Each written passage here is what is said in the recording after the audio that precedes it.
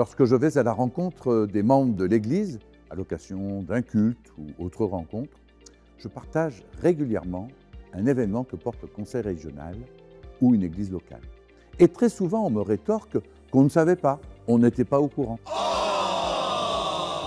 Alors je me demande comment faire pour mieux communiquer dans la région Ouest. Déjà, je me dis que la lettre du jeudi devrait être reçue par l'ensemble des paroissiens engagés.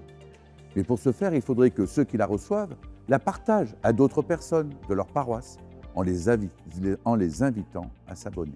C'est gratuit pour le moment.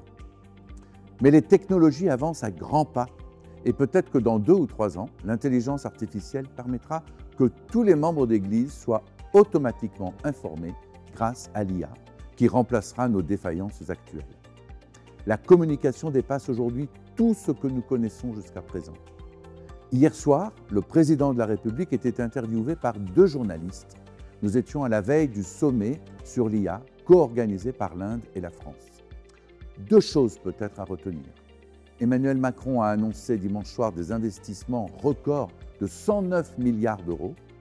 Il a affiché sa volonté d'une souveraineté en matière d'IA, notamment vis-à-vis des États-Unis et de la Chine. On vit une révolution technologique et scientifique comme on en a peu connu. Ces progrès vont permettre de mieux vivre, de mieux apprendre, de mieux soigner. On a tout pour réussir, a estimé le chef de l'État.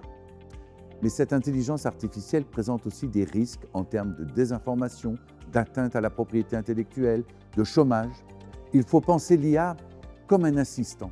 Ça ne va pas remplacer l'homme, je n'y crois pas du tout à ça, a martelé Emmanuel Macron, qui a aussi considéré que les artistes ont raison d'être inquiets, mais ils utilisent déjà l'IA. L'IA va permettre de remettre de l'humain. Il va y avoir de l'innovation technologique et du progrès, et il faut s'y préparer et se former. On n'a jamais eu autant de jeunes dans nos classes prépa scientifiques, note-t-il, avant de comparer l'intelligence artificielle à un assistant.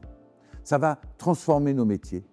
Des gens qui font des tâches très répétitives auront peut-être un assistant qui le fera à leur place, espère le président de la République. Ça va donner plus de temps pour être présent humainement. L'IA va permettre de remettre de l'humain. L'IA rend des métiers moins pénibles. Fin de citation. L'IA va remettre de l'humain.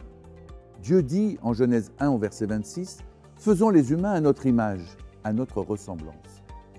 Je me demande dans le fond ce qu'est l'humain, s'il faut des machines, de la technologie pour le retrouver. Cela signifie que sans aide technique, nous ne sommes plus capables de nous retrouver. Je m'inquiète de cela. Je m'inquiète d'un monde en train de trouver un maître pour l'aider à vivre humainement. L'IA a sûrement du bon et peut servir le bien. Mais il va falloir être vigilant, nous, chrétiens, qui mettons notre foi dans le Dieu de Jésus-Christ.